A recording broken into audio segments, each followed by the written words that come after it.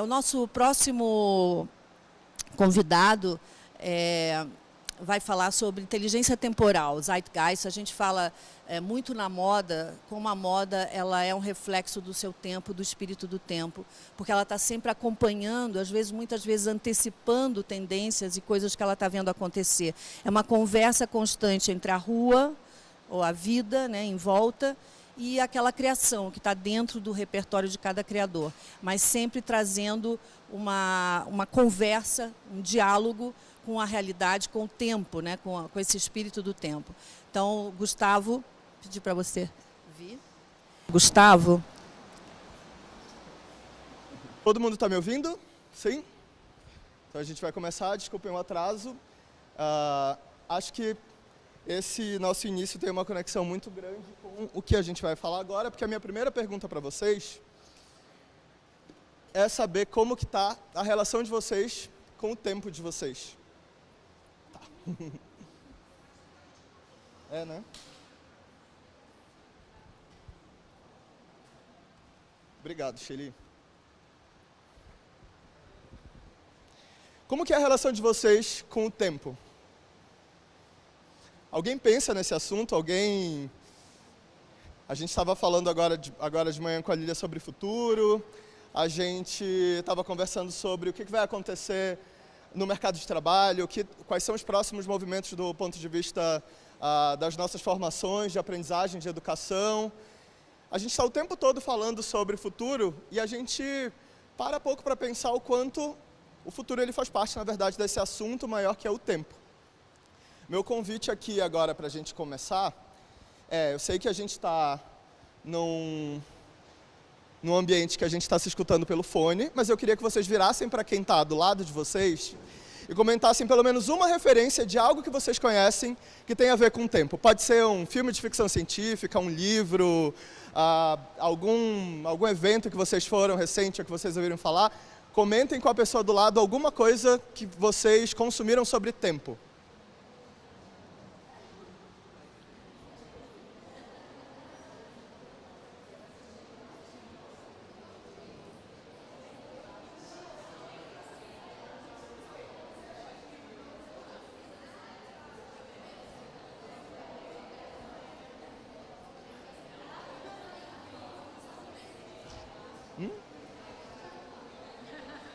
Amei.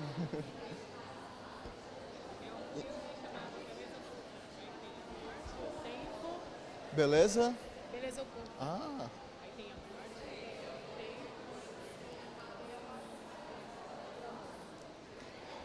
Muito bom. Eu não conheço esse, mas é a segunda pessoa que me fala nessa dinâmica. Vou procurar. Gente, tá. Vou pedir para vocês voltarem para cá, para a gente conversar juntos. Meu nome é Gustavo e eu estudo tempo. Eu geralmente faço essa dinâmica no início de atividades, de cursos em que a gente está estudando tempo. Imaginem que se nesse grupo a gente fizesse um grande círculo e que cada um fosse falar o seu aprendizado, ou o seu filme, livro, série sobre tempo. A gente ia demorar 1 hora aqui, mais tempo do que eu estava tentando ligar minha apresentação, só contando os nossos filmes. Mas da gente virar para o lado ao mesmo tempo, a gente consegue contrair essa nossa experiência e fazer com que muitas referências sejam compartilhadas nesses 2 minutos que a gente conversou. Assim como a gente fez essa contração do tempo para falar muitas referências diferentes com nossos colegas aqui ao lado, a gente também vive algumas experiências em que a gente dilata o tempo. Vocês vão ter a oportunidade de observar a exposição que está aqui embaixo e vocês já devem ter tido essa experiência numa exposição de notar que se você entra numa sala, numa galeria, num museu e você tem uma parede cheia de obras de arte, a primeira coisa que a gente faz é tentar ver todas ao mesmo tempo. Mas se você entra numa galeria e tem uma parede com um quadro e existe um corredor que você vai para uma outra parede com outro quadro, você começa a se permitir prestar um pouco mais de atenção em cada uma daquelas obras e você, aquele curador daquela experiência, ele dilata a tua experiência no tempo para que você observe com mais atenção cada uma daquelas obras, ao invés de tentar ver tudo ao mesmo tempo. Dentro da Torus, a gente estuda como as pessoas se conectam com o tempo em diferentes áreas do conhecimento. A gente conecta pessoas que estão buscando esses aprendizados a partir da psicologia, da neurociência, dos campos da tecnologia, das artes, da sociopolítica, da economia. E eu vou compartilhar hoje aqui com vocês alguns dos aprendizados das nossas sessões de estudo sobre tempo e vou tentar dar alguns caminhos do que a gente pode fazer com tudo isso, com todo esse conhecimento sobre tempo. Primeiro que o tempo, quando a gente começa a conversar, ele não é o mesmo para essa palavra que a gente denomina tempo. A gente tem vários tempos diferentes. O primeiro é o tempo cosmológico. O que é o tempo cosmológico? É o tempo das estrelas. Imaginem que os caçadores-coletores, quando viviam lá nos tempos primitivos, eles observavam as estrelas e se moviam a partir do que eles viam de mudança no mundo. As estrelas pareciam fixas em um ponto no céu toda noite. Então parecia que as coisas não mudavam tão rápido. E de fato, quando a gente pensa nessa escala cosmológica, as mudanças elas são um pouco mais devagar do que o que a gente está habituado a conversar aqui entre a gente. Esses caçadores-coletores, um dia, aprenderam a observar o tempo da natureza. E na natureza, esse tempo ele é um pouco mais cíclico e mais rápido do que nas estrelas. A gente começou a perceber que, ao longo do ano, algumas coisas se repetiam. E nesse tempo, nesse entendimento do tempo, a gente conseguiu dominar a natureza e, a partir da agricultura, construir as primeiras cidades. Conseguiu se fixar em alguns pontos para que, a partir do cultivo, a gente conseguisse, entendendo o tempo do que estava sendo plantado, morar naqueles lugares. Esse tempo que estava movido pelas estações do ano, que ainda assim você tinha um tempo de plantar, de semear, de cuidar, de colher, ele acelerou um pouco mais quando, depois dessa revolução agrícola, a gente viveu a revolução industrial. Na revolução industrial, nosso relógio passou a funcionar a partir de uma lógica de dia e noite. Dia e noite, a gente acorda, tem que sair para trabalhar e volta para casa pensando, tenho que descansar para amanhã voltar para esse mesmo ciclo. Então, essa nossa ideia de um ciclo natural a partir do ambiente ao nosso redor, ele entrou nesse ciclo industrial em que a gente opera a partir de uma lógica dia e noite. Quando a gente viveu a revolução digital, a gente perdeu essa ideia do relógio das 24 horas de trabalho e a gente passou a estar conectado o tempo todo e que, ao mesmo tempo, isso trouxe uma necessidade e uma urgência da gente estar o tempo todo consumindo o que está acontecendo online. E aí esse tempo que era do dia e da noite, ele passa a acontecer em 1 hora, em 1 minuto, e às vezes em 1 segundo, quando a gente vê a quantidade de vídeos que sobem por minuto na internet, por exemplo. Mesmo assim, a gente ainda está pensando nesse tempo numa escala humana. Esse tempo era conhecido pelos filósofos gregos a partir de 2 conceitos que eu quero apresentar para vocês, que é o Cronos e o Kairos. O Cronos é esse tempo do relógio, onde a gente pensa, nossa, está demorando para começar, nossa, mas eu tenho às 3 da tarde uma outra atividade, eu tenho que acordar cedo para conseguir chegar nesse lugar, eu estou num tempo do relógio. E existe um outro tempo, que é um tempo subjetivo, que os gregos chamavam de Kairos, que é esse tempo do coração, que é um tempo em que, quando você começa a ler um livro, você de repente se perde na leitura e entra num fluxo que, quando você vê, pode ter passado só 30 minutos, mas você estava ali mergulhado na história e parece que você viveu dias e dias. Ou o contrário, que você passa muitas horas e que de repente pareceu assim, nossa, mas foi tão rápido. Os gregos chamavam esse tempo de Kairos, e o Cronos, esse tempo do relógio, era esse tempo que devora a gente, né, que corre atrás da gente. Cronos era o titã que foi pai de Zeus, e que ele devorava todos os deuses que nasciam para não perder o controle. Então a gente entende que Cronos é o titã do controle, e o Kairos é esse tempo subjetivo, que cada um tem uma experiência diferente. Para além do Cronos e do Kairos, hoje eu vou comentar um pouco com vocês também uma perspectiva de tempo quântico, que é um tempo que não está nessa escala humana que a gente falou até agora, e é um tempo em que a física ainda está começando a compreender, mas que quando a gente se conecta a algumas culturas ancestrais, a gente começa a ter alguns aprendizados do que pode vir a ser esse tempo. Para a gente começar, então, né, nesse tempo dos ciclos naturais que eu estava comentando com vocês, queria apresentar, vou compartilhar hoje com vocês uma série de referências para quem estiver interessado em saber mais sobre o tempo. O primeiro dele é o calendário da era humana.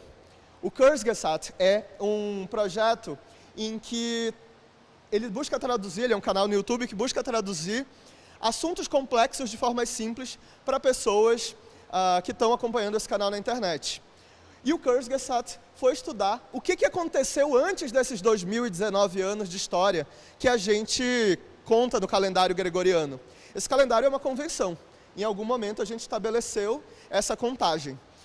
Mas a gente teve muita história humana antes desses 2000 anos. E como a gente ignora muitos desses feitos, o Kurzgesagt propôs esse calendário em que a gente adiciona 10 mil anos antes dos 2019 que a gente conta até agora, para considerar todos os feitos humanos, desde a primeira construção, a primeira grande construção humana, que foi a primeira grande cidade há 10 mil anos atrás, então eles adicionaram esse na frente do calendário para facilitar.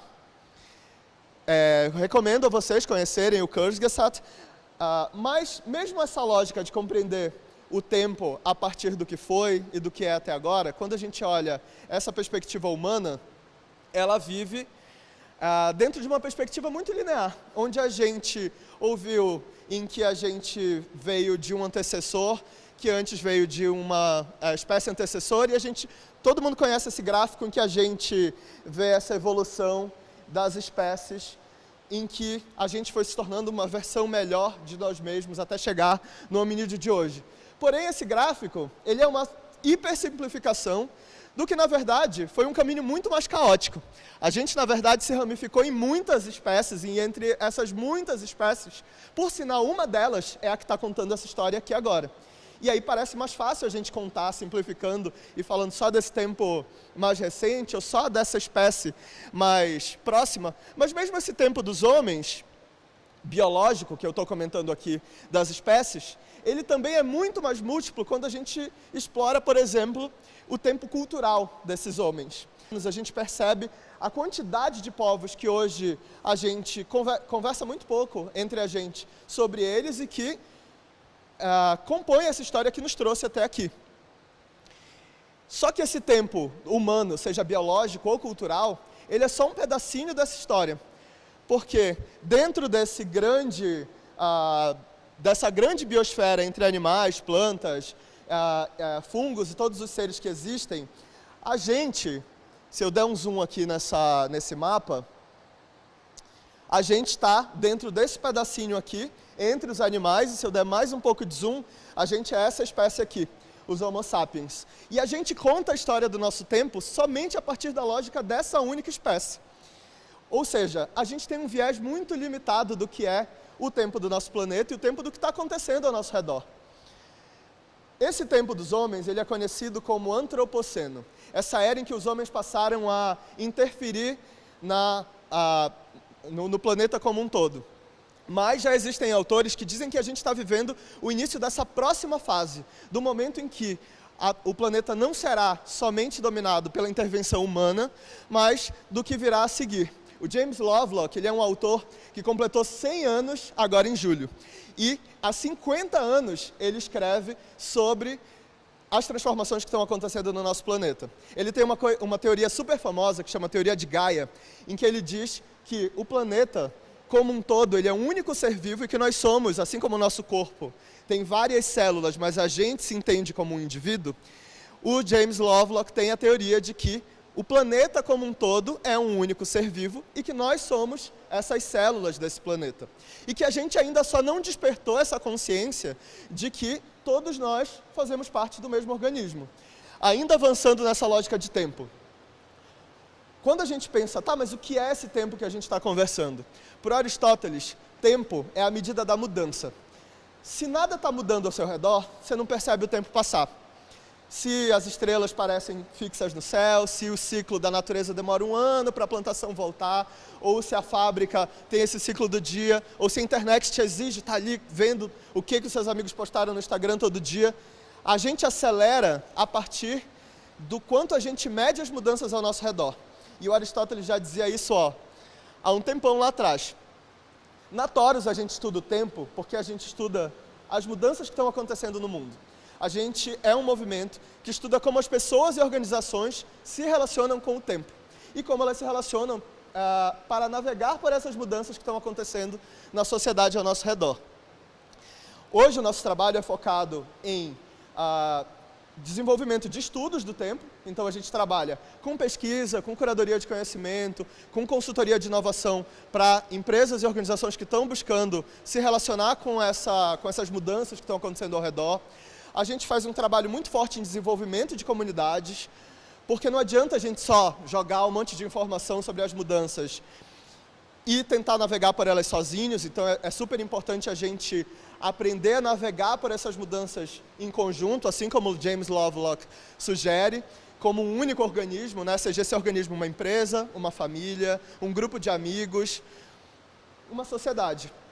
E a gente desenvolve experiências de aprendizagem. A gente desenvolve esses estudos sobre tempo, em que a gente não só ensina, mas a gente desenvolve essas experiências como uma lógica de ensinar e aprender em conjunto. Porque assim como eu vou ter algumas lentes sobre a minha experiência no tempo, vocês vão ter outras lentes a compartilhar. A gente não trabalha sozinho, eu fundei a Torus e eu sou de Belém do Pará. Hoje eu moro em Amsterdã e eu trabalho em rede com uma série de profissionais que estão no Brasil e estão fora do Brasil, muitos deles brasileiros, que estão tanto morando aqui no Brasil quanto morando fora, pessoas que não são brasileiras, que estão também espalhados pelo mundo, e de áreas do conhecimento muito diferentes. A gente trabalha em rede, a gente faz esse trabalho de desenvolvimento de rede, tem uma série de pessoas conectadas a projetos aqui com a gente que são parte da Torus e que a gente entende como essa força motriz do que a gente faz, que são as pessoas que têm as lentes sobre esses diferentes temas que a gente está compartilhando. São as pessoas que compartilham nessas nossas sessões de estudos do tempo as suas visões, os seus aprendizados, as suas lentes sobre as suas diferentes áreas do conhecimento, de psicologia, de neurociência, de ciência de dados, de economia, enfim. E o que a gente faz com tudo isso? A gente busca traduzir esses aprendizados a partir dessas 4 abordagens. A primeira delas é o pensamento crítico, a criticidade, que o que é que eu posso aprender a partir dessas lentes que a gente está compartilhando por aqui? Como que eu posso utilizar a minha criatividade associada a esses temas? Como que a gente pode construir novas narrativas que colaborem com essas mudanças que estão acontecendo na sociedade, que está na lente de comunicação, e como a gente colabora junto a esse grupo? A gente soma esses 4 Cs, 1/5, que é a complexidade. A gente não consegue pensar em nenhuma dessas lentes sobre estudos do tempo isoladamente. A gente precisa desse pensamento sistêmico, porque cada um desses assuntos, seja essa lente de mudanças na psicologia, na sociopolítica, na economia ou no mercado tecnológico, elas vão estar sempre influenciando umas às outras. A gente trabalha com uma série de parceiros que vão de universidades, empresas de produto, de serviços, empresas de inovação, empresas de pesquisa, que estão no Brasil e que estão em outros lugares do mundo. Eu vou comentar de alguns projetos, e aqui algumas das iniciativas que a gente já falou sobre, já fez parte em conjunto. E, apresentada a Torus, eu quero comentar com vocês uma perspectiva sobre o tempo que para mim é muito interessante.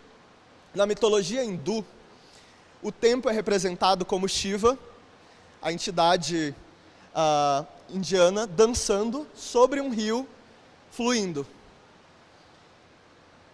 E essa representação, para mim, é muito simbólica. Porque a gente está representando o tempo por uma entidade que está dançando, que está se movimentando. E sem esse movimento, sem essa dança, que é tanto o rio fluindo quanto a própria entidade dançando, a gente não tem o tempo. Só que, na verdade, a gente não tem um Shiva dançando ou um rio sobre o qual ele dança. A gente tem milhares de rios e milhares de Shivas, porque o meu tempo é diferente da experiência do tempo de vocês. Tem um outro autor que tem uma perspectiva que eu acho muito interessante, que é o Carlo Rovelli. Ele fala sobre essa ordem do tempo. O que é esse tempo que não é único, porque em algum momento a gente já pensou, a física já compreendeu, que o tempo ele era essa entidade única em que, se todo mundo morrer, o tempo continua passando. E hoje a gente entende que, na verdade, não. O meu tempo, aqui, em cima desse palco, ele é ligeiramente diferente do tempo de quem está ali no chão, por conta da gravidade. Que a gente já entendeu que ele é ele é ligeiramente diferente do tempo de alguém que está no topo do Everest, ou de alguém que está se locomovendo muito rápido dentro de um avião, por exemplo. Por quê? Porque o tempo ele sempre vai demandar essa conexão com o espaço e com a nossa relação com esse lugar e com esse espaço físico onde a gente está também. E o Carlo Rovelli, ele é um físico italiano que ele vem estudando, ele é autor desse livro aqui, hoje ele tem uma teoria em que quando a gente chega nessa escala quântica, ou seja, nessa escala muito, muito pequena, a gente não tem nenhuma das leis físicas relacionadas a tempo que a gente conhece nessa experiência que a gente está tendo aqui. Por exemplo, o tempo nessa escala quântica, ela não passa só do passado para o futuro, ele pode passar do futuro para o presente. Um fato pode influenciar o que o gerou antes dele ter sido gerado. Ele pode, dentro dessa escala, a gente pode, por exemplo, ter um tempo que é mais rápido para você e mais devagar para mim, e a gente pode viver, inclusive, uma experiência sem tempo nessa escala quântica. O que faz com que hoje a gente tenha uma série de pesquisadores testando. Semana passada a gente teve o primeiro teletransporte usando essa técnica quântica de algo que não tinha somente essa escala quântica, ou seja, algo numa escala molecular, mais próximo dessa nossa escala aqui, sendo transportado da Terra para um lugar no espaço em um tempo de 1 segundo, em um tempo que não necessitava dessa demanda do movimento. Por quê? Porque dentro dessa escala quântica, todas as regras que a gente conhece, elas não valem. O que faz com que muito do que a gente aprendeu até agora deixe de fazer sentido. Vou passar o livro para vocês darem uma olhada. E essa nova relação com o tempo que faz a gente pensar, pera lá, tudo que eu conhecia até agora não vale mais. O Carlo Rovelli ele foi buscar também em teorias mais ancestrais que possibilidades sobre o tempo podiam nos ajudar a compreender esse momento presente.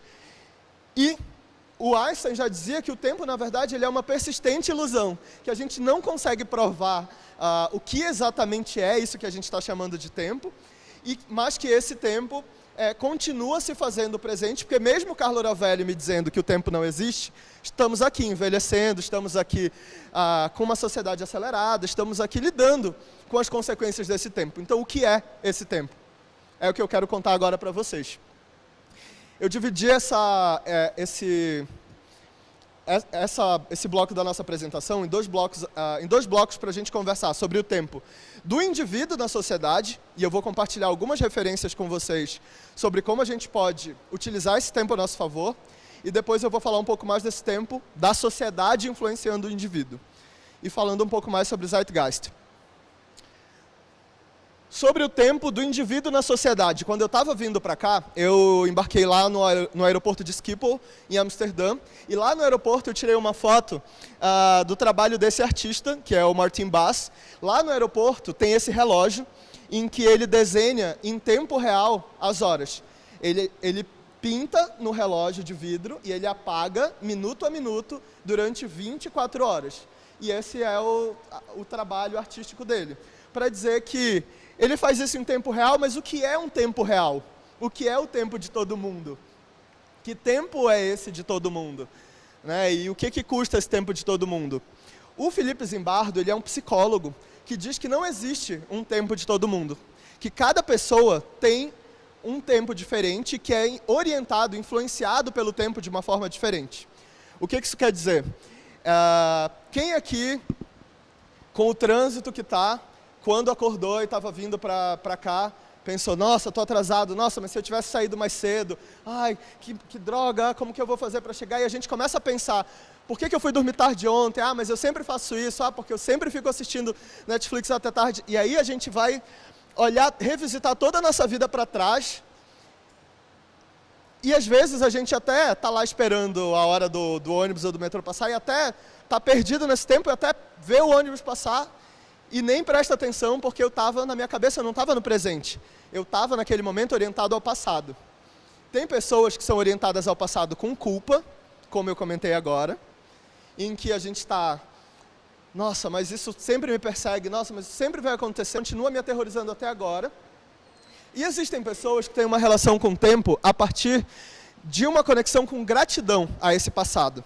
Que entendem que, putz, mesmo quando eu vivi uma experiência muito traumática, essa experiência me moldou para quem eu sou hoje, me tornou mais forte. Hoje, inclusive, eu consigo olhar face a face, olhar de frente e ter uma postura que seria diferente se eu não tivesse essa experiência. Então, não vou colocar louros no trauma, mas sim, eu vou ser grato ao meu aprendizado a partir dessa experiência. Isso é entender o passado com gratidão e não com culpa. Assim como a gente pode olhar o tempo passado com culpa ou com gratidão, a gente tem uma série de outras relações com o tempo. Eu desenhei esse mapa para vocês. Vou sair aqui da frente para vocês verem. A gente pode se relacionar no passado com culpa ou com gratidão. No presente, a gente pode se conectar ao presente por uma perspectiva fatalística, ou seja, nossa, estou aqui preso mesmo nesse trabalho, todo dia eu tenho que estar aqui, vão me passar mais trabalho, então, deixa vir, vai ser isso mesmo. É aquela relação do ó céus, ó vida, ó azar, é isso que está acontecendo e não tem o que fazer. Mas tem gente que, na mesma conexão com o presente, se relaciona com o presente de modo hedonístico, ou seja, já que eu estou aqui vivendo o presente e o tempo não volta, vamos viver tudo o que é para viver e vamos aproveitar. É aquela pessoa que geralmente se preparou para fazer algo de um jeito, mas se as coisas mudarem no meio do caminho está tudo bem. Se você está andando por um caminho para um compromisso, mas um amigo te liga, te chama para fazer alguma coisa, você diz, quer saber? Vamos, depois eu faço essa outra coisa, porque você vive o presente. E existem as pessoas que se conectam ao futuro por uma perspectiva transcendental, que é aquele futuro em que a gente fala, um dia esse futuro vai chegar, mas não para mim. Um dia esse futuro vai atingir a sociedade, mas vai ser para os meus filhos. Não, um dia a minha empresa vai ter que mudar, mas não na minha gestão, o próximo diretor que vai fazer isso. Não, um dia esse cenário vai acontecer, um dia eu vou conseguir viajar o mundo. Mas isso vai ser só lá quando eu me aposentar, não tenho que botar energia agora. Ou seja, essas pessoas entendem que esse futuro está desconectado do presente. Um dia ele vai acontecer, mas eu não tenho que dar um passo para ele. Esse futuro está muito conectado a quem tem uma perspectiva, por exemplo, de eu quero aproveitar os meus feitos na vida, mas isso vai acontecer numa próxima encarnação, ou num próximo plano, ou numa próxima, ou pós-morte num paraíso, ou mesmo aqui na Terra, não, eu vou trabalhar e fazer tudo direitinho, não tenho que me preocupar que eu vou me aposentar e vou conseguir aproveitar a vida depois disso. Né? A lógica inversa é o futuro concreto. É quando a gente entende que não existe futuro senão a partir das nossas ações do presente. O futuro, se a gente o imagina como um castelo que está lá no horizonte, esse castelo ele se constrói a cada dia, a cada tijolinho que a gente coloca no nosso caminho. Se eu coloco muitos tijolinhos por dia, a cada dia eu vou estar mais próximo do castelo. Se eu demoro mais tempo, esse castelo está mais longe. O Felipe Zimbardo, inclusive, diz que, vocês se identificam com algum desses padrões por aqui? Ele diz que a gente não tem só uma orientação temporal, que a gente, na verdade, alterna entre muitas delas. Ele fez muitos testes sobre isso, ele é um psicólogo bem renomado de Stanford. E ele chegou nesse mapa de quais são as orientações temporais mais presentes em pessoas que conseguem navegar por essas mudanças de uma forma interessante. São pessoas que têm uma alta relação bem alta, relação de passado com gratidão. Fiz a onda bem alta aqui. São pessoas que têm alto para médio um futuro concreto e pessoas que têm essa relação mais média com o presente hedonístico. O que me chamou muita atenção quando eu vi esse mapa pela primeira vez, eu conheço esse mapa há 5 anos agora. E a primeira vez que eu vi o mapa eu era uma pessoa muito orientada ao futuro. Eu sempre estava pensando na próxima coisa, no amanhã, o que eu vou fazer? Tá, eu estou fazendo esse projeto, mas o que é meu próximo passo? O que é meu próximo desafio? Para onde eu vou depois? E para onde isso vai me levar? E o Zimbardo diz que a gente não encontra significado olhando somente para os próximos passos, mas sim sendo grato aos passos que a gente já viveu. Porque só tendo um significado muito claro de onde a gente veio, a gente consegue traçar esse vetor para dizer que, ok, faz sentido dar o próximo passo para cá, para frente. Senão você está só se movendo sem saber muito para onde ir. Essa conexão, inclusive, se aflorou muito quando eu mudei para Amsterdã. Isso aconteceu há 2 anos atrás. Quando eu cheguei em Amsterdã, eu cheguei bem próximo do final do ano. E lá eles não comemoram o Réveillon, ou o New Year's Eve, ou fim de ano, enfim. Lá eles comemoram esse feriado com o nome de Oudeyar Safon. Essa palavra feia significa a noite de despedida do ano velho. E nessa noite eles celebram e são gratos por tudo que aconteceu de bom naquele ano. É uma noite de despedida, de nossa, vamos relembrar, rememorar tudo que eu vivi para estar preparado para o que vai acontecer no próximo ano. Quem aqui já viu alguma retrospectiva de alguma coisa acontecendo em outubro? Outubro a gente já está falando, retrospectiva 2019, estou desenhando 2020, chega dezembro, está todo mundo falando de 2020. Eu sou muito amigo da Bia Granja, da UPix, e eu gosto muito que todo início do ano ela faz uma masterclass que não é o que você deve ver em 2020 ou no ano seguinte. Ela faz uma masterclass de o que eu aprendi no ano que terminou. E é ótimo, porque você não está falando sobre algo que não aconteceu ainda. Você tem a certeza de dizer, não, eu vivi isso para dividir com vocês. Então eu tenho um aprendizado muito mais rico. Ter essa relação entre passado, presente e futuro mais balanceado é o que a gente estuda na Torus. E, assim como o Oudeyar Safon, para contar mais uma lá de Amsterdã, eles, quando é seu aniversário, as pessoas não chegam e dão parabéns só para você. Na noite do seu aniversário, as pessoas dão parabéns para todo mundo que está na festa, independente de você conhecer ou não, porque elas estão parabenizando todo mundo que viveu aquele último ano com você e que você convidou para aquela festa de aniversário, porque você está celebrando o ano que terminou. Então, essa relação de balanço com o tempo faz com que a cidade seja uma cidade muito inovadora. Eu acho que todo mundo já ouviu falar do quanto Amsterdã é conectada com tecnologia, com economia circular, com projetos de negócios inovadores e sustentáveis, mas é uma cidade em que as pessoas sabem viver e aproveitar o seu tempo sem uma aceleração, como a gente vive em São Paulo, por exemplo, ou em muitas outras capitais. As pessoas chegam às 5 da tarde, terminam o trabalho, vão para suas casas. Não, mas tem isso urgente para terminar. É urgente, mas a minha vida também faz parte desse ciclo do tempo, né? E essa relação de balanço me inspirou muito em buscar mais dicas de como a gente pode hackear essa nossa conexão com o tempo. No South by Southwest do ano passado, a Torus fez uma cobertura e uma curadoria que está disponível online e gratuitamente no nosso Medium, que é medium.com/torus6x, onde a gente compartilha uma série de aprendizados lá do South by Southwest. A gente faz mapeamento de festivais de inovação pelo mundo. E lá no South by Southwest, o Daniel Pink lançou esse livro ano passado, que é o When, os segredos científicos do timing perfeito. Então ele não é bem sobre tempo, mas é sobre timing. E é super interessante, porque com ele eu aprendi, por exemplo, que se chega no final da semana e você tem um monte de coisa na pauta ainda para resolver, quem aqui já fez aquela lista de to-do e chegou sexta de tarde e falou, tá, deixa eu ligar então para todo mundo e dizer, olha, fulano, eu não consegui te passar um posicionamento ainda, mas eu não vou fechar essa semana sem falar contigo, e a gente acha que isso é bom. Mas nada vai se resolver naquela sexta, no final da tarde, porque você não está mais nessa energia, a pessoa não está mais nessa energia. Se você combinasse esse mesmo papo para ser na segunda de manhã, ou na segunda, depois do seu horário de organização, no final da manhã, no início da tarde, você ia conseguir ter uma reunião muito mais produtiva.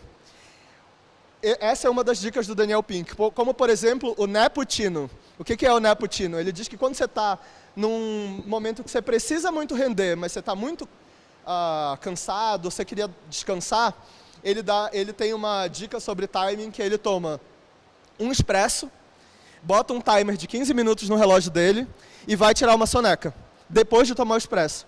Porque ele sabe que, mesmo estando cansado, esses 15 minutos vão ser o tempo em que o expresso vai bater no teu corpo e às vezes você acorda até antes do relógio, mas você consegue ter aquela energia extra para produzir um pouquinho mais quando você realmente não consegue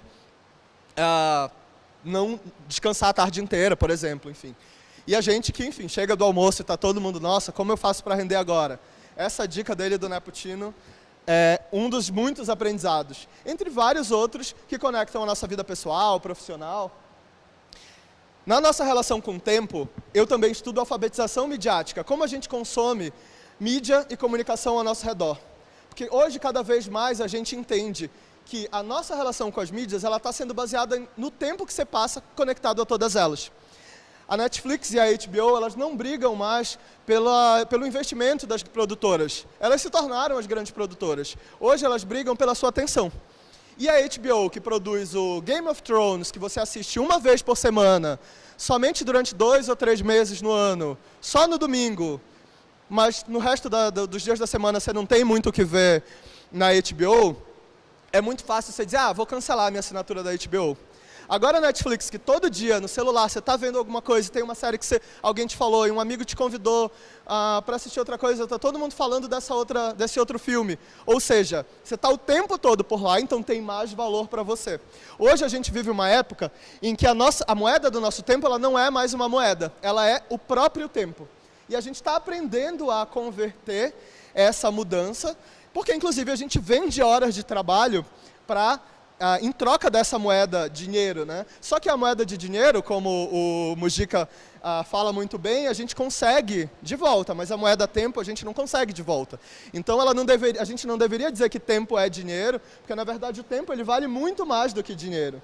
E a gente deveria pensar mais sobre o que a gente faz com o nosso. Vocês conhecem esse filme A Chegada?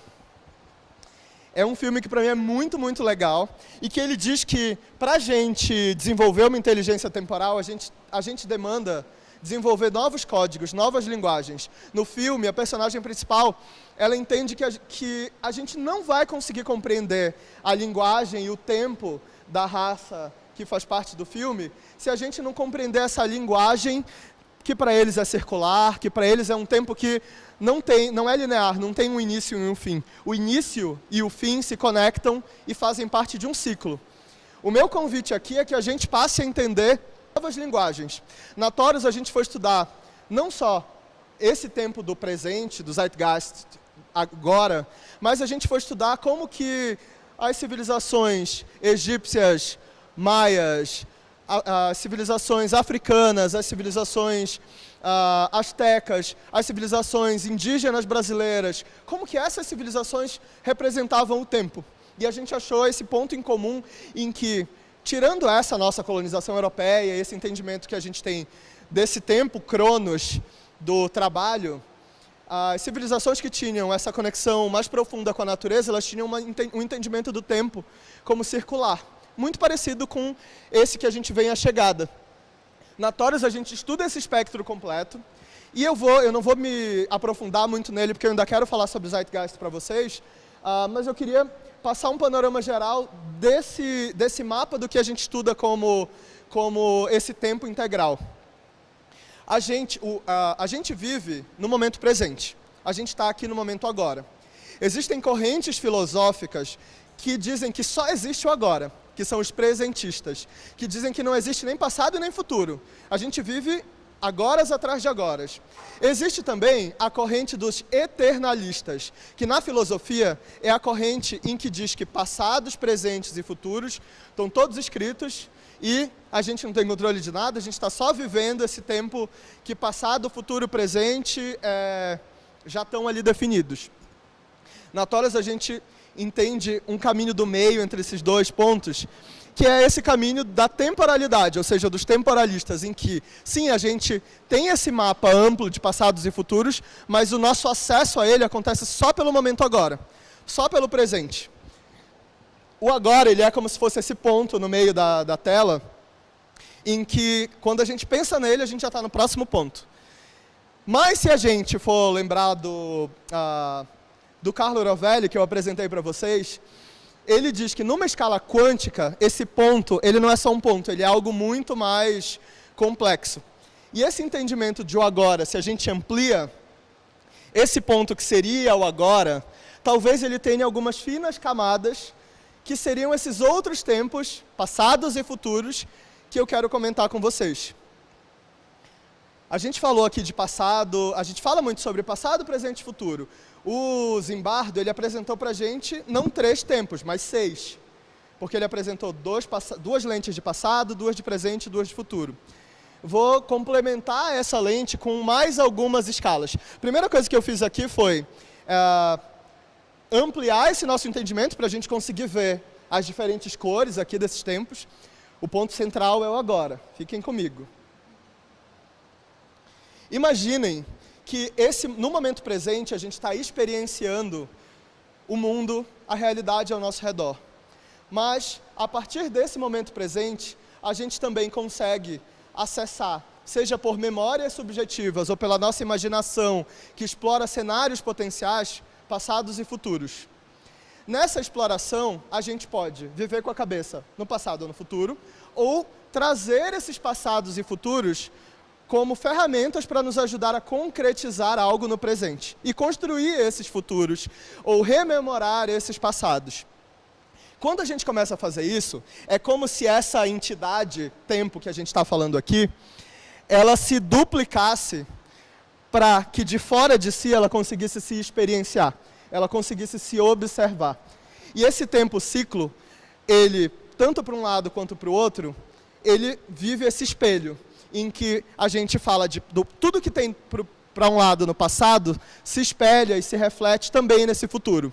Vou apresentar isso aqui para vocês.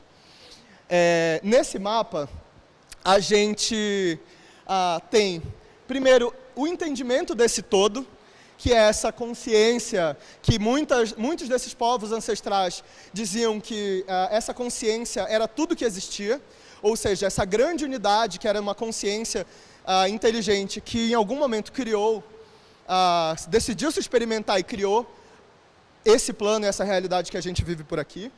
E esse ser uno, por ser a única coisa que existia, ele também era infinito, como consciência. Depois dessa escala, a gente passou a viver essa escala da temporalidade. Ou seja, o tempo passou a existir. Dentro da lógica do tempo, a gente tem nascimentos, inícios, e na lógica contrária, aqui no final, a gente também tem destruição, morte e reinício desse ciclo, que é a lógica do tempo e da atemporalidade, do tempo e do fim do tempo. Quando a gente sai desse extremo oposto e vem de volta aqui para o agora, comentei com vocês, o agora é o tempo em que a gente consegue intencionar as coisas e agir a partir disso. Então a gente vive no agora esse ciclo de intenção, ação, intenção, ação. Tem um agora. Quando a gente espelha desse agora para o presente, como que a gente aprende no português? Não existe só um presente. Tem o presente simples e o presente contínuo. O que é o presente simples? Aqui. O presente simples, ele é o que é. Quando eu falo eu como, eu me visto, eu acordo, eu durmo, é o que é. No presente contínuo, é o que está se tornando. É onde existe esse movimento. E se tem movimento, tem possibilidade de mudança. É onde a gente consegue aplicar nossas intenções e ações para gerar transformações na realidade. Quando eu transformo essa realidade dual entre presente simples e presente contínuo, eu imagino futuros, e quando eu imagino, eles são somente futuros virtuais, eles não são reais. Como que a gente pode cada vez mais expandir aquelas bordas do agora para também buscar acessar e se conectar com esses conhecimentos ancestrais e futuros, mas sempre pensando a favor do presente. Por isso, na Torus, a gente trabalha com muitos pesquisadores que se denominam como futuristas, principalmente afrofuturistas dentro do nosso projeto, mas a gente compreende o tempo nessa perspectiva integral. A gente não estuda só o futuro, ou só o passado, ou só o presente. eu comentei também que ia explicar um pouquinho o virtual, que eu comentei ali, né, que não é real. O Pierre Levy tem um livro que chama O que é o Virtual, que é da década de 80 e até hoje é muito atual, que ele diz que o virtual, ele não faz oposição ao real. O virtual é tudo que existe somente como potência. É tudo que ainda não se materializou, é tudo que ainda não se concretizou. É tipo, quando você bota o milho da pipoca dentro da panela, ele potencialmente pode ser pipoca. Se vai ser, depende de você ligar a panela, esquentar a panela. Então, virtualmente, você tem pipoca. Mas só depois de preparar é que ela se realizou e se concretizou. Então, quando a gente fala desses mundos virtuais, dessas possibilidades futuras, a gente está falando, então, de um mundo que pode vir a ser, mas que ainda não se concretizou. Outro aprendizado super interessante é que o nosso cérebro é uma máquina do tempo, e não sou eu que estou dizendo, é o Jim Bonomano. Ele é um neurocientista que estuda como, por anos de evolução, o nosso cérebro se desenvolveu para essa perspectiva da gente estar aqui experienciando o agora. E aí eu vou perguntar uma coisa para vocês. Quem aqui queria poder viajar no tempo? Poder visitar outros momentos da história? Quem aqui queria ter telepatia e poder ouvir ou se comunicar com outras pessoas pela mente? É meio... Agora, quem trocaria por ter telepatia, nunca mais poder se mover ou falar? Só tá por exemplo, numa cama, tendo o poder da telepatia. Ou quem trocaria esse movimento livre na vida, no momento presente, para estar só de observador em muitos tempos do passado e do futuro? O Jim Bonomano, ele diz que o nosso cérebro se desenvolveu como essa máquina super complexa de uma forma a possibilitar que a gente tenha não a telepatia, para que a gente tenha justamente o movimento, para que a gente tenha a linguagem. O cérebro, existem espécies hoje no planeta que são espécies, são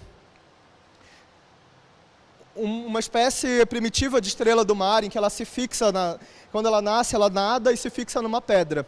Quando ela se fixa na pedra, como ela sabe que ela não precisa mais se mover, porque a comida passa, e aí ela abre a boca e come, ela digere o próprio cérebro. Porque o cérebro se desenvolveu na natureza para que a gente possa se movimentar. E movimento não tem a ver só com andar de um lado para o outro, eu estou aqui falando. Mas o que é a fala, se não um monte de músculo se contraindo aqui dentro de mim, para que eu possa projetar essa linguagem, e assim como tudo que a gente falou até agora, a gente possa trocar todos esses conhecimentos em conjunto no momento presente. Da mesma forma, quando a gente pensa nessa evolução biológica do cérebro, o cérebro ele é uma máquina do tempo, que foi criado para a gente experienciar da forma mais bonita toda essa experiência integral do tempo, mas 1 segundo de cada vez. Porque se quando a gente está ansioso, a gente não observa o que está acontecendo ao redor. A gente, eu tenho um amigo que comentou que ele estava lendo um material que falava sobre pais criando memórias afetivas com as suas filhas. E aí ele perguntou, e tinha uma pergunta, que era, pergunte para sua filha, ao invés de o que ela vai ser quando crescer, que superpoder ela queria ter, alguma coisa que estimule a imaginação. E ele fez essa pergunta. Na hora que ele perguntou, tocou o celular dele, era uma notificação de alguma coisa, não sei se do trabalho ou só do Instagram, e ele puxou o celular enquanto a filha estava falando, e foi olhando as notificações. Ele não lembra o que a filha dele respondeu, porque ele estava nessa atenção bipartida e ele não se manteve no agora. O Eckhart Tolle, inclusive, é um guru espiritual que fala muito sobre a gente aprender a viver no agora, né? O cérebro é uma máquina do tempo desenhada para a gente viver no agora. Então a gente pode até acessar esses passados e futuros, imaginar e explorar essas memórias, mas é importante a gente voltar para o presente, bater o pé nesse momento agora e descobrir o que eu posso realizar no presente. É tudo uma questão de perspectiva. Esse pensamento circular ele pode fazer muito sentido para vocês, eu vi gente comentando assim, fazendo assim com a cabeça, ou a gente pode olhar e dizer assim, na minha experiência com o tempo, não faz tanto sentido. Depende muito do jeito que a gente olha. Esse objeto aqui que eu estou na mão, desde que eu subi no palco, ele é um torus. E ele mostra essa forma como a gente compreende o tempo. Eu posso olhá-la de uma forma 2D, como está aqui no desenho, ou como é a logo da Torus, em que eu posso ver e tentar escolher um desses círculos, um desses tempos circulares, e na hora que eu escolher um, eu vou ter que largar todos os outros, entender que esse tempo, na hora que eu escolho um, eu só vivo esse tempo linearmente. Mas, na verdade, a lógica do Torus, o que ele diz é que, na verdade, a gente vive um tempo de uma forma em que, quando a gente olha por uma perspectiva diferente, vou botar na tela para vocês, aqui. Quando eu deixo de olhar no 2D e eu passo a olhar no 3D, ou no nosso caso, daqui do 3D para o 4D no tempo, eu passo a entender que existem uma série, sim, de passados que influenciam no meu momento presente. Eu tomo novas decisões que constroem novos caminhos de futuro, mas com esses aprendizados de futuro, eu também ressignifico o que eu aprendi lá no meu passado e que me move a tomar novas decisões nesse tempo. Se eu volto para o 2D, se vocês olharem na altura dos meus olhos, vou botar um pouco mais assim para vocês, esse símbolo parece o 8 deitado que você comentou, que é o símbolo do infinito. Toda vez que a gente fala do infinito no 2D, a gente pensa que o infinito é dar voltas sobre nós mesmos. Mas, na verdade, é só uma visão numa perspectiva mais simples. O infinito, na verdade, é a gente explorar todas essas possibilidades, em todas essas direções de passados e futuros, mas lembrando que o ponto em que todas elas se encontram é aqui no centro, no presente. Essa é a perspectiva do Torus. E quando eu comecei a estudar isso,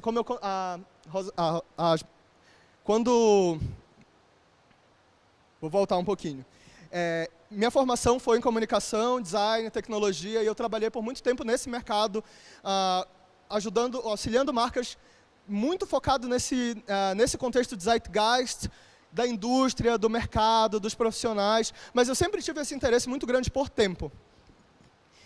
E, dentro desse meu trabalho no mercado de comunicação e de marca, eu decidi me especializar e buscar mais conhecimento sobre tempo. Nos últimos 5 anos eu venho me dedicando exclusivamente, com muito mais atenção a esses temas. E eu achava, bom, vai ser uma festa solitária, que eu vou estar lá falando de tempo, de viagem no tempo, mas quem é que vai estar interessado nessas perspectivas no momento em que a gente fala tanto sobre futuro?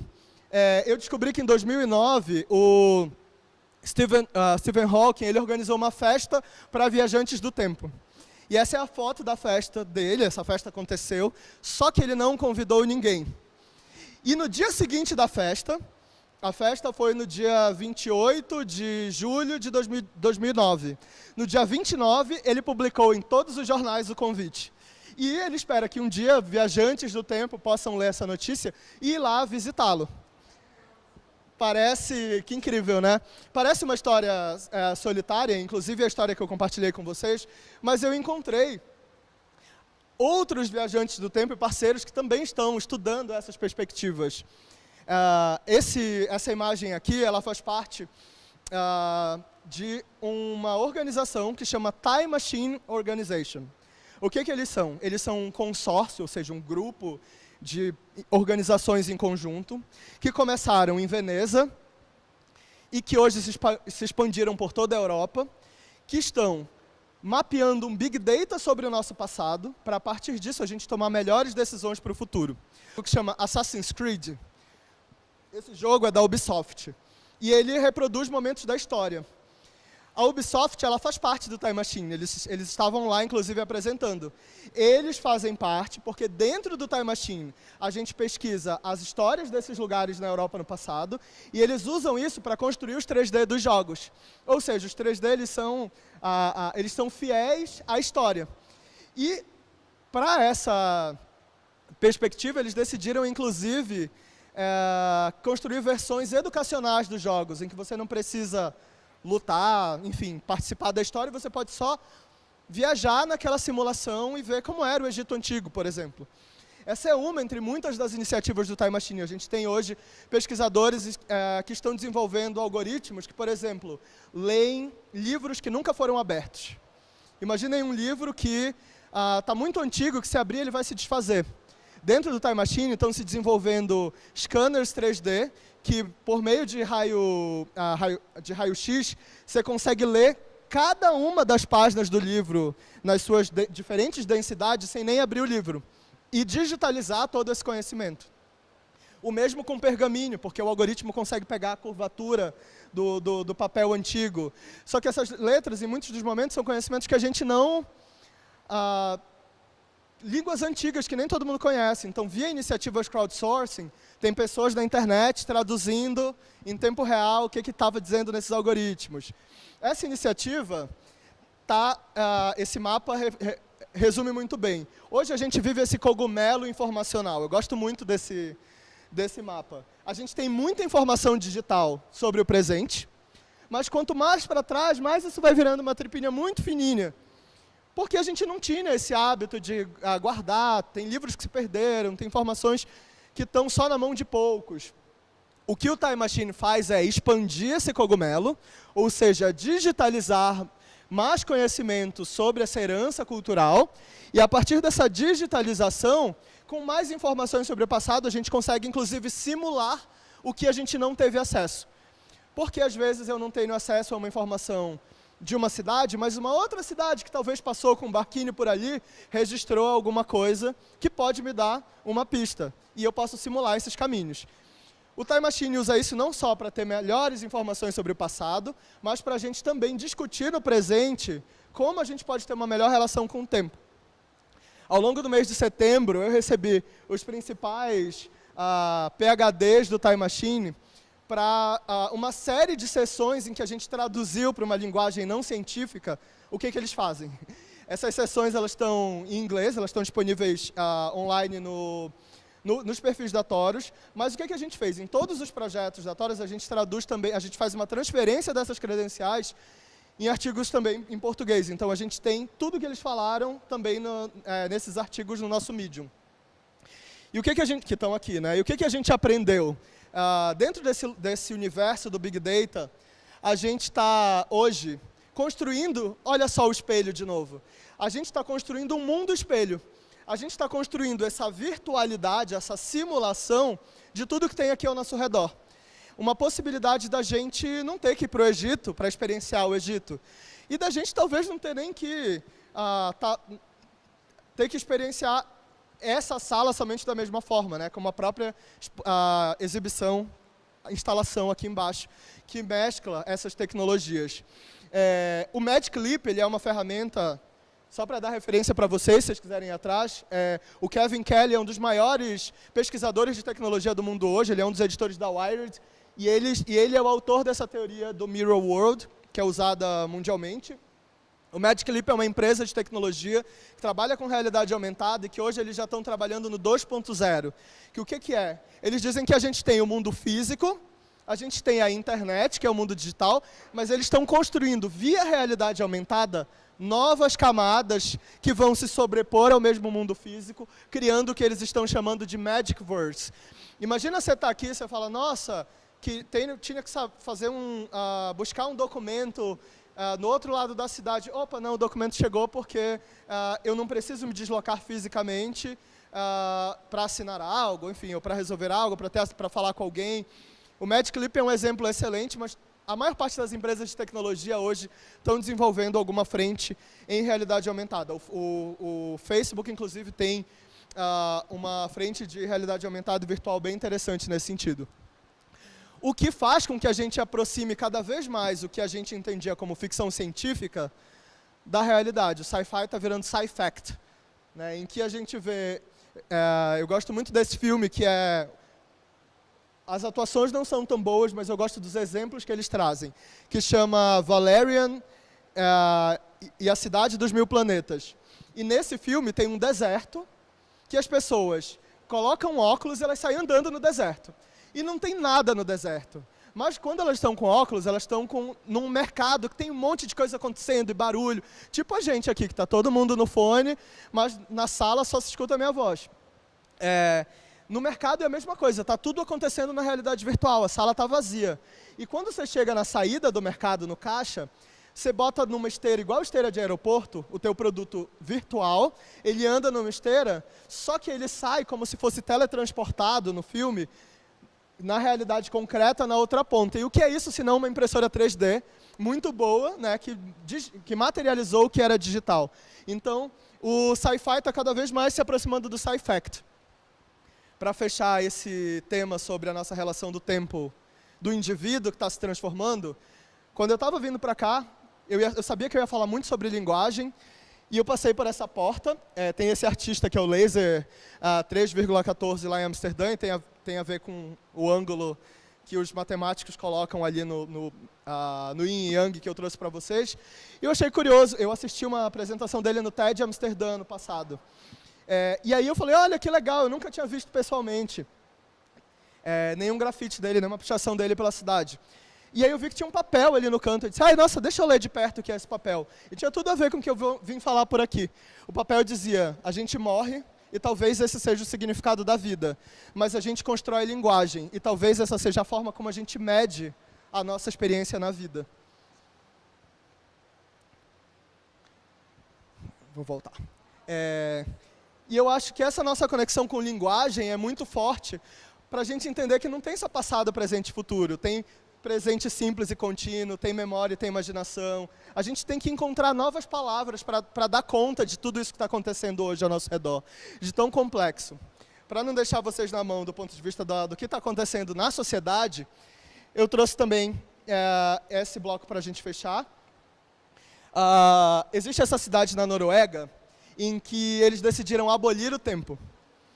É uma cidade em que eles são muito no extremo norte, então por isso eles têm muitas horas de sol e quase nunca eles têm essa variação de dia e noite que a gente está habituado a ter. Então, assim, dá 3 horas da manhã, você vai ver alguém cortando grama, porque está claro, ou passeando. E eles falaram, gente, precisa mesmo disso, nesse horário é hora de dormir, nesse horário é hora de trabalhar. E eles decidiram abolir o tempo. Entraram com lei mesmo e disseram, não vai mais ter tempo na nossa cidade. E aí, para você entrar na cidade, aqui é a ponte de entrada da cidade, você deixa o relógio preso na ponte para entrar na cidade. E que é um convite para a gente repensar essa nossa relação com o tempo do relógio, o tempo Cronos, né? Gosto muito de uma outra frase do Heráclitos, agora para falar de sociedade, não do indivíduo, que não há constante senão a mudança. A única constante que existe é que as coisas vão continuar mudando. E a gente vive numa sociedade de mudança acelerada, em que a gente não tem que buscar o conhecimento sobre o que está acontecendo agora. A gente tem que buscar a tranquilidade para viver um processo de aprendizagem que eu vou ter que estar buscando sempre. Então, nossa, mas mudou tudo, agora eu vou me desesperar. Se você vai se desesperar, isso vai acontecer amanhã e depois.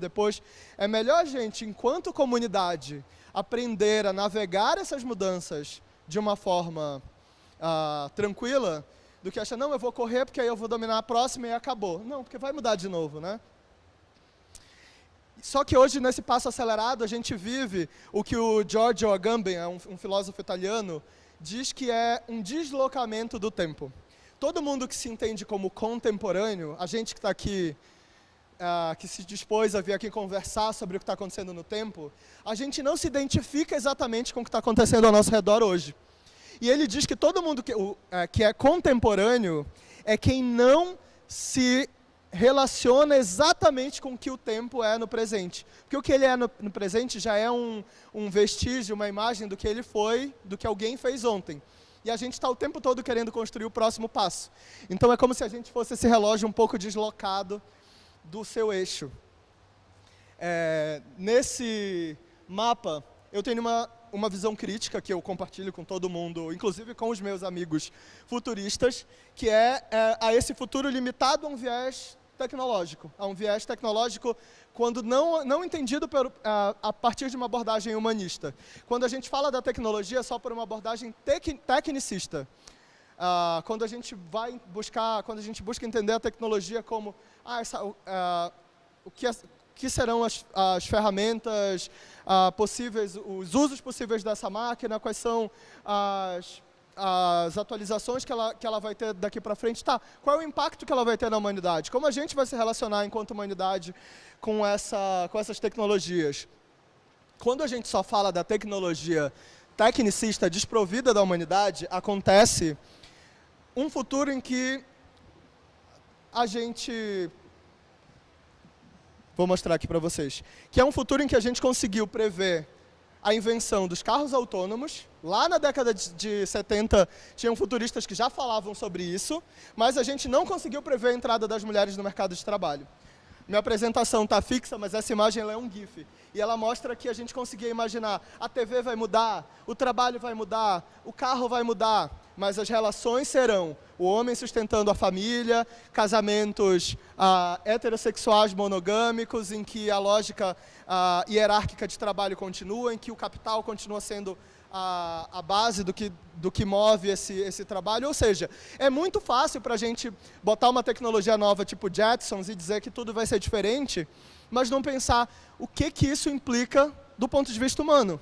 Então, na TODES, quando a gente está estudando, mesmo quando a gente está estudando o futuro, a gente parte para essa abordagem sociopolítica, cultural, econômica, comportamental, o que faz com que, em alguns momentos, as pessoas entendam que tá, mas então vocês são contra o avanço tecnológico, é isso?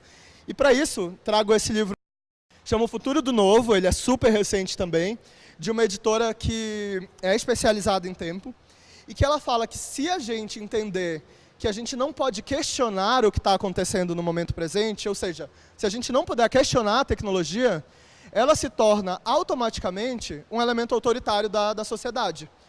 Não, mas como assim? Não, você é muito retrógrado de não querer implementar essa nova tecnologia. Espera, mas ela é a tecnologia que vai trazer, que nesse momento eu vou conseguir gerar a interação que eu preciso de qualidade para esse grupo de pessoas que vão estar interagindo com elas. Como que eu vou fazer esse passo acontecer da melhor forma possível? E nesse ponto, esse livro ele traz essa reflexão, essa crítica de fato, a tudo que é novo, a tudo que é futuro.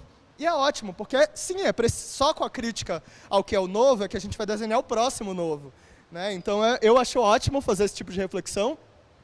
Isso, inclusive, já aconteceu, não é a primeira vez que a gente vive um ciclo do futurismo. O futurismo italiano ele era uma corrente artística em que também previa esse progresso acelerado da humanidade. O que pouca gente, todo mundo que fala do futurismo italiano pela lógica tecnológica, não comenta é que eles se tornaram nazistas e fascistas.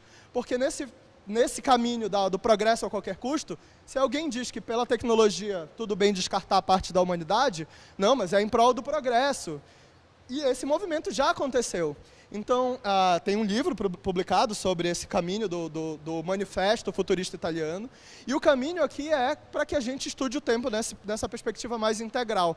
Que a gente compreenda os movimentos que já aconteceram no passado para desenhar esses cenários de futuro. Não à toa, o nosso maior estudioso do tempo hoje, o Yuval Harari, que é autor do Sapiens, do Homo Deus e do 21 lições para o século XXI, ele está falando de futuro, mas ele é um historiador. Ele foi primeiro estudar como a gente evoluiu até aqui culturalmente, biologicamente, para falar desse passo por vir, e agora, e no terceiro livro, para materializar tudo no presente. Ele estudou esses três eixos que a gente está falando por aqui, né? Tem um movimento que eu acho muito bom, que se conecta com tudo isso, que é o Time Well Spent. Um funcionário do Google, o Tristan Harris, ele percebeu que a gente estava acelerando na tecnologia e a gente estava cada vez mais upgrade a tecnologia e em alguns momentos downgrading, ou seja, a gente está evoluindo a tecnologia, às vezes sem olhar do ponto de vista, tá, mas o que isso vai impactar na humanidade? Pode ser positivo, mas que tal se a gente desenhar essa linha pensando como isso pode ser positivo à humanidade? E ele fundou esse movimento que chama Time Well Spent, ele tem um laboratório que a TODES admira bastante, que chama Center for Human Technology, é um centro de estudos de tecnologias humanas, que explora como a gente pode estudar a tecnologia a partir de vieses mais humanos, de abordagens mais humanas. Então, sim, a gente pode falar de muitas mudanças que estão acontecendo hoje por uma lente otimista. E as tecnologias estão chegando e com isso a gente está mudando várias métricas, vários índices. Tem pessoas que estão conseguindo outros trabalhos, tem pessoas que estão saindo da pobreza, não estão no limiar da miséria. Essas métricas são lindas. O Steven Pinker fala sobre esse progresso nesse livro que chama Enlightenment Now. Mas na conferência de Davos, no início desse ano, gostei muito da fala da Winnie Byanyima, que é uma diplomata da Uganda, que ela falou: não adianta eu olhar só a métrica da tecnologia se eu estou ignorando a métrica da qualidade da vida dessas pessoas que estão ao redor. Porque adianta eu dizer que essa pessoa não está mais na métrica da pobreza porque subiu 0,01 centavo de dólar enquanto ela ganha. Ela ainda está passando fome. Só matematicamente que ela não está fora da estatística. Como que eu olho para essa estatística? Eu estou medindo as coisas erradas. Como a gente mede, de fato, a qualidade das relações humanas e não só a estatística tecnológica tecnicista, né? Com essa conexão, a gente entende que tempo também é essa nossa conexão com cultura. Essa cultura, e cultura ela não é... A gente compreende cultura como entretenimento, muitas vezes, né? Mas aqui eu estou falando da cultura como vetor de transformação social, ou seja, essa sociocultura. Quando a gente compreende essa cultura, hoje a humanidade está imersa numa cegueira cultural orientada somente ao futuro. Quando a gente passa a balancear esse tempo e compreender o que a gente já viveu, para onde a gente quer ir, o que eu posso fazer no presente, eu tenho uma perspectiva mais integral sobre tempo. O que é esse tempo da sociedade? O Zeitgeist, né, que a gente estava comentando por aqui. Eles são todas as ideias e as crenças que definem um período particular da história, um momento em que a gente vive. Só que assim como o tempo do Carlo Rovelli, quântico, são muitos, o Zeitgeist ele não é só um. Quando eu estudava Zeitgeist há alguns anos atrás, eu achava que o espírito do tempo era global, ele era um só. Até descobri que o que estavam me vendendo como, vou fazer um estudo de futuro da indústria de comunicação. Na verdade, o que estavam me apresentando era o presente de um outro lugar que ainda não chegou aqui. E esse tempo, o William Gibson, inclusive, autor de ficção que inspirou Matrix, ele dizia que o futuro ele já está aqui, ele só não está igualmente distribuído, né? Então, toda vez que me falavam sobre o futuro, na verdade, era o presente de um outro lugar. E aí eu descobri que, na verdade, eram esses espíritos do tempo, de muitos lugares diferentes, interagindo. Só que esse espírito do tempo, ele é composto por muitas pequenas partes. Eu já falei de algumas delas para vocês, mas eu vou reforçar os pontos que são essenciais ao nosso dia a dia, trabalho. Que é o tempo residual, que são os códigos, linguagens, comportamentos que já estão desalinhados. É aquela hora que a gente fala uma palavra que não faz mais sentido e todo mundo presta atenção, que fala, opa, uma linguagem aqui que mostra que essa pessoa não está vivendo o tempo presente. O que está acontecendo? O que ela falou? Que está sendo usado um termo que hoje a gente entende que é racista, ou que é pejorativo, ou que, enfim, que não faz sentido.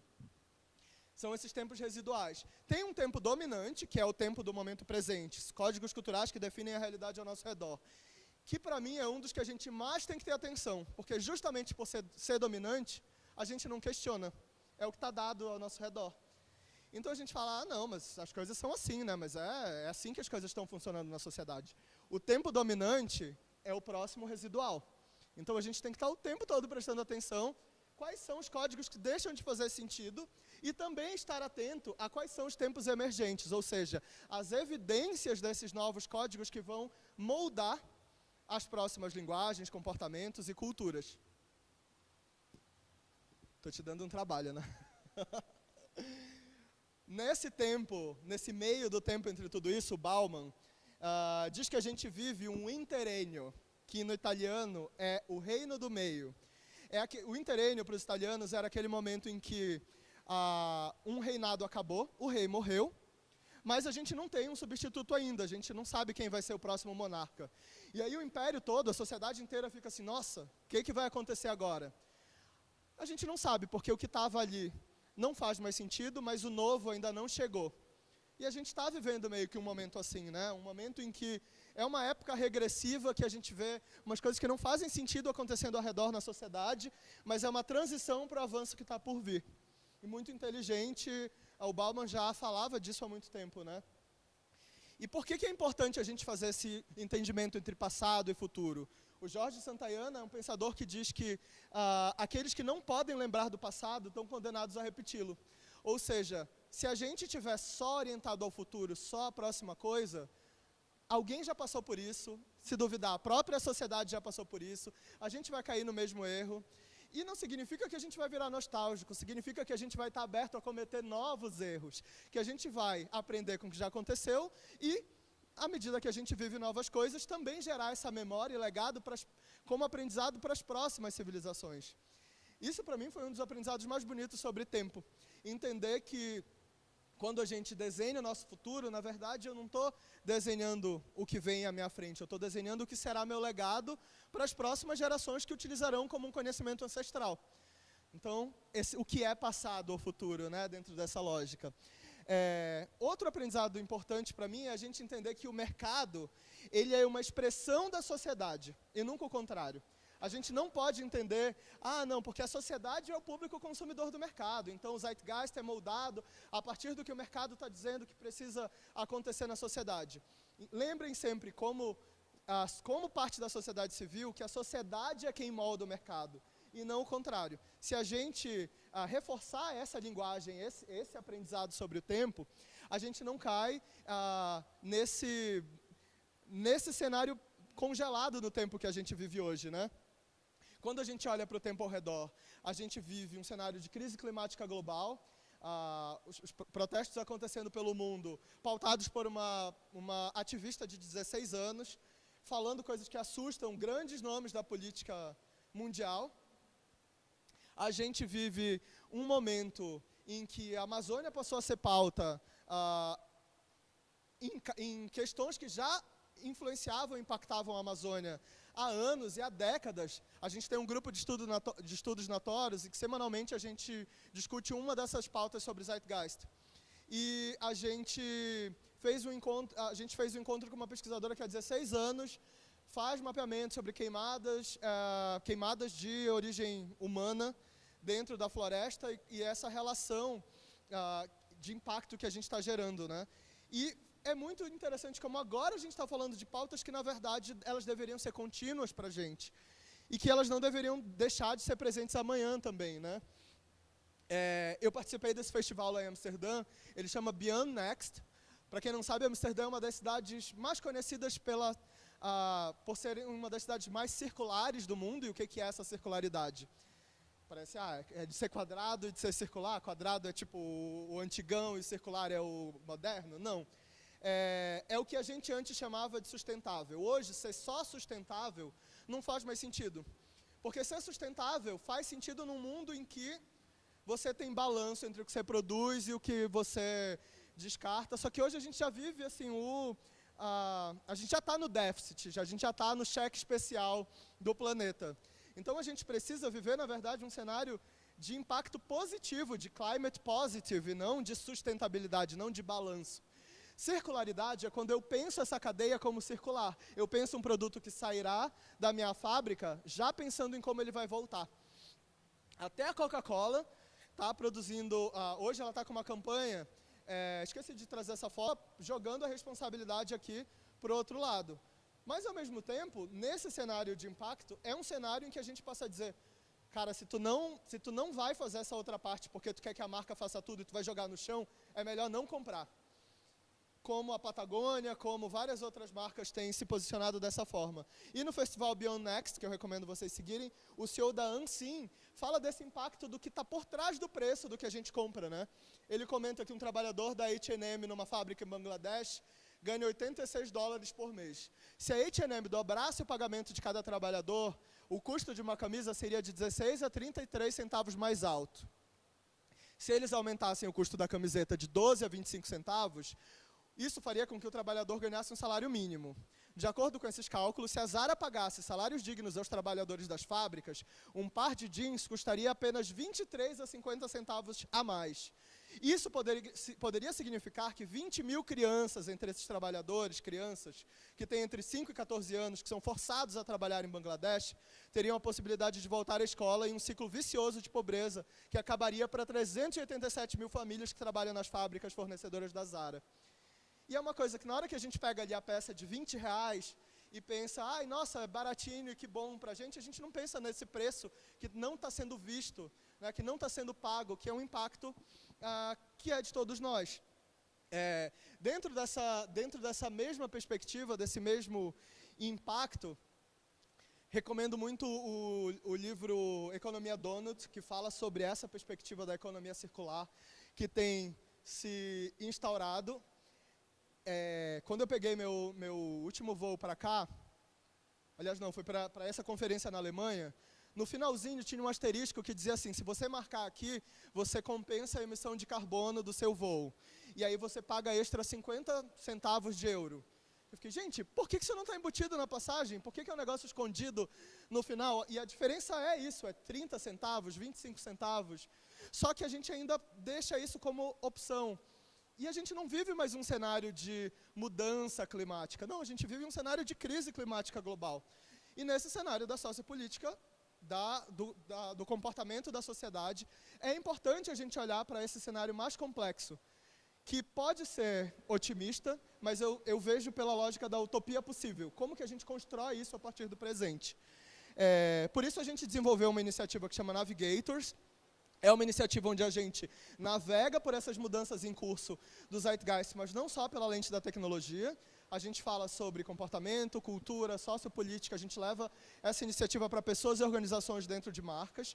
E a gente vai fazer um pocket dela durante o Stufa, agora durante a programação do Stufa também. Então eu vou compartilhar muito mais sobre Zeitgeist durante essa semana. Mas, resumidamente, quem tiver... Funcionando? Alô? Me escutam? Sim?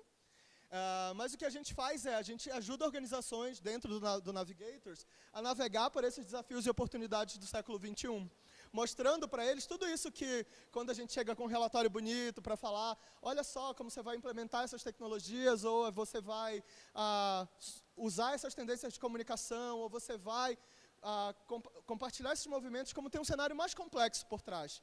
E a gente não compartilha esse cenário complexo para assustar, mas sim para que esse público se entenda como agente dessas mudanças. Só assusta quando a gente se entende como plateia. Quando a gente se senta no sofá e vê, vai mudar e eu não sei o que vai acontecer. Se eu entendo que eu sou agente da mudança, a mudança vai acontecer a partir das minhas ações também. Essa foi a capa do Financial Times em setembro. O Financial Times é um dos jornais mais conservadores sobre economia americano. E a capa do Financial Times apresentava esse novo posicionamento, essa nova agenda, em que eles diziam, capitalismo, é hora de dar um reset. Não está funcionando do jeito que está. Os negócios precisam fazer lucro, mas eles precisam aprender a ter pelo menos propósito. E olha que esse é o jornal que tinha a perspectiva mais conservadora do mercado, dizendo, também, né, quando a gente vai olhar quem está mais plugado à inovação, tem muitas outras possibilidades.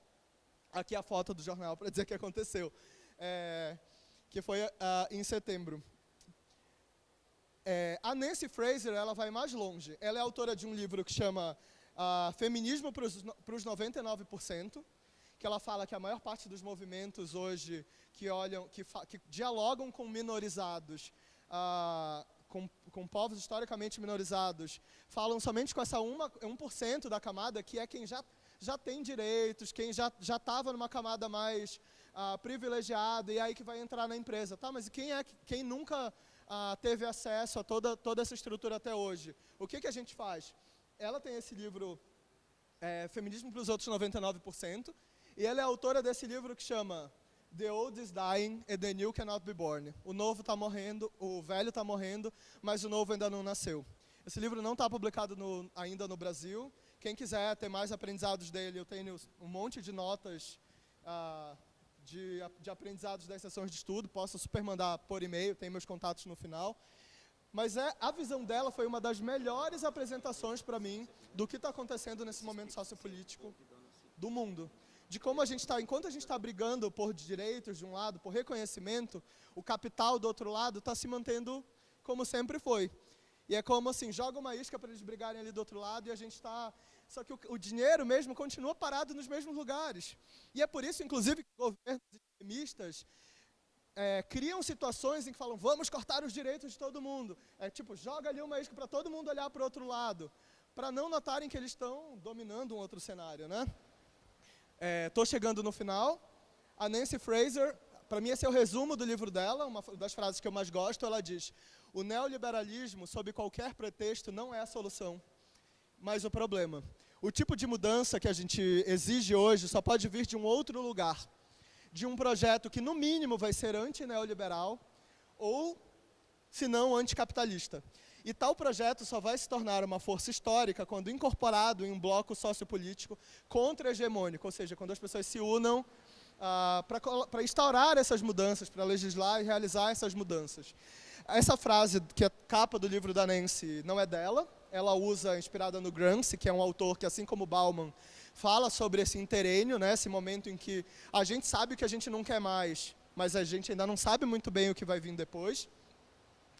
E, justamente por a gente não saber o que vem depois, na Torres a gente se junta para viajar nessa experiência no tempo, em busca do que vai ser esse próximo nível de consciência humana. A gente não tem essa resposta, mas o que a gente tenta fazer é navegar essas mudanças em conjunto para que esse entendimento de sociedade do futuro, ele não seja uma sociedade a serviço só de um, mas seja uma sociedade a serviço de todo mundo.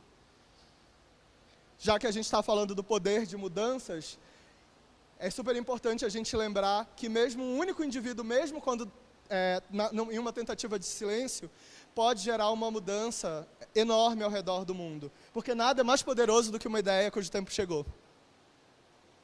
Obrigado, gente.